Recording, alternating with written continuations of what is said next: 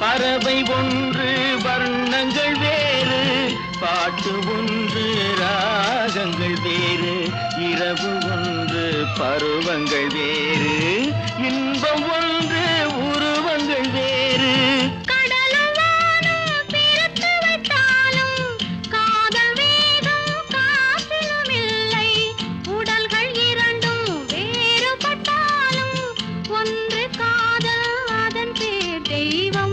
ஒன்று காதல் அதன் பேர் தெய்வம். உலகமெங்கும் ஒரே மொழி, உள்ளம் பேசும் காதல் மொழி, ஓசையின்றி பேசும் மொழி.